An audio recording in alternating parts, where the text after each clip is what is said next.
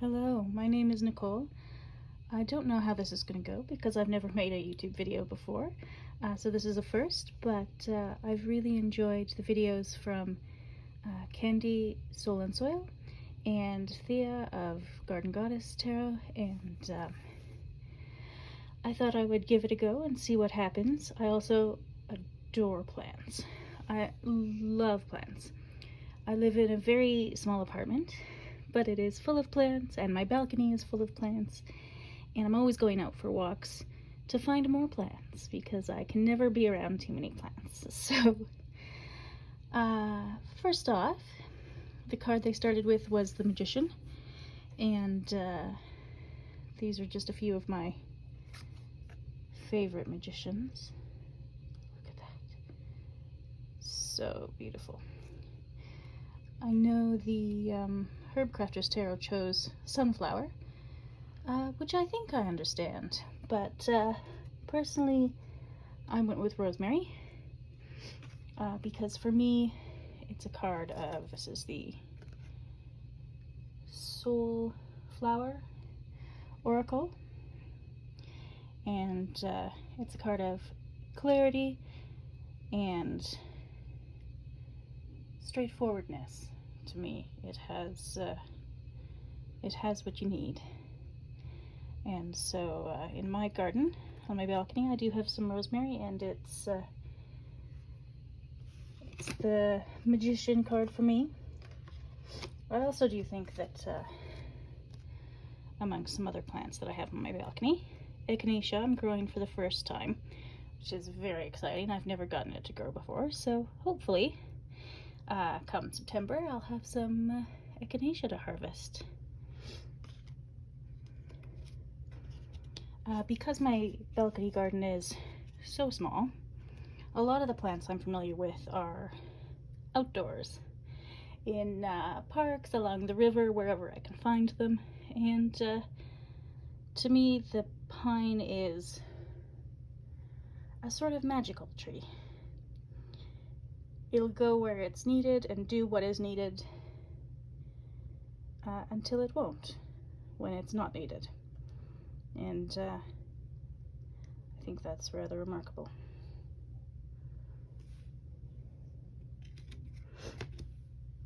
I also just have these Tarot Avatar here because I am very new to tarot, and I'm still extremely new to Thoth, but I think her artwork is just so astonishing and gives me so much to think about, and the roots in the earth from her foot, from everything, connecting back into the earth for our energy, for our life. That's very meaningful to me. Alright, next, I'm not terribly coordinated, but next is the High Priestess, and the Herbcrafter's Tarot went with Mugwort, which I would be inclined to agree with. There's not a lot of mugwort where I live, but there is a lot of wormwood, which is closely related, and sagebrush.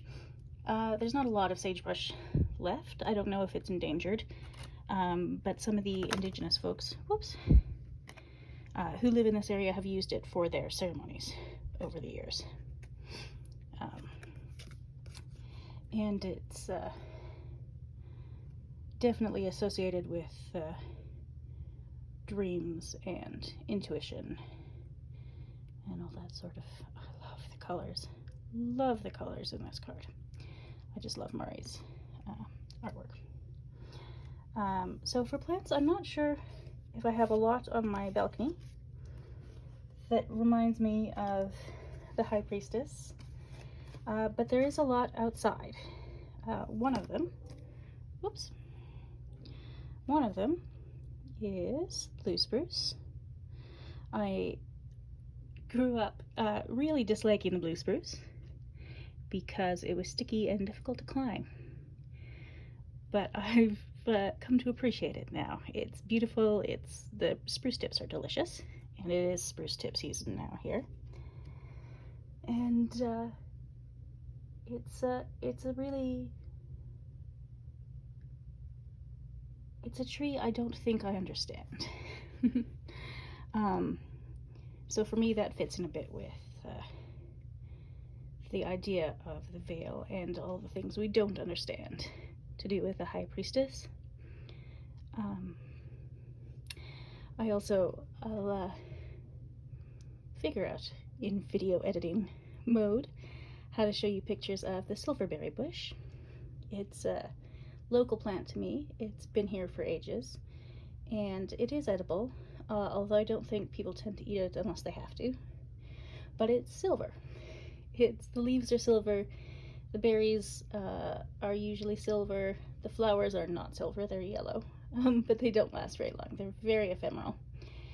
And I find the silverberry bush to be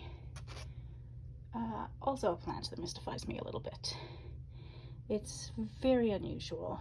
It doesn't really fit in with the other plants. It stands out because it's a much different color, and it's not at all shy about it.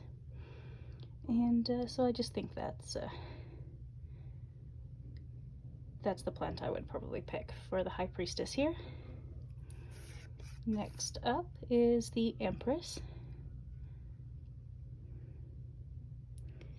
It is definitely bee season here. There's a lot of bees out and about.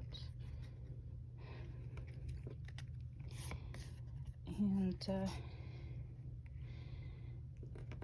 let's see what they picked here for the Herbcrafter's Tarot. They went with Rose, which, yeah, Rose is a very nurturing plant. I also find it a very, in addition to being a loving, caring, nurturing plant, it's very protective, which is an aspect of Rose I don't think is always something that's at the forefront of people's minds when they think about Rose. I love the little rose hips as well. They're beautiful in tea in the winter.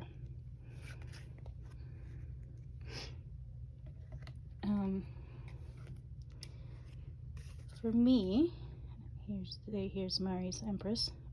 So beautiful again. For me, I think I would go with the crabapple, which again, because I don't have a yard, if I had a yard, I would definitely have a crabapple, but I don't. So I'll try and insert some pictures of crab apples as well, and we'll see how that goes. But I find that to be probably because it's associated with memories of my grandma and crabapple pie and family and comfort. I find it a very warm and caring sort of plant. I also do think on my balcony I do have nasturtium, which I think has some qualities that could be somewhat nurturing, as could definitely chamomile. There are two kinds of chamomile on my balcony. One is the traditional German chamomile, and one is a weed called pineapple weed, which is native to my area, which I pulled out of the sidewalk and planted on my balcony. And it's basically it's wild chamomile that doesn't have the white petals or ray flowers around the head, but it smells divine. And oh yes, and I had this mugwort that I'd forgotten about as well for the High Priestess.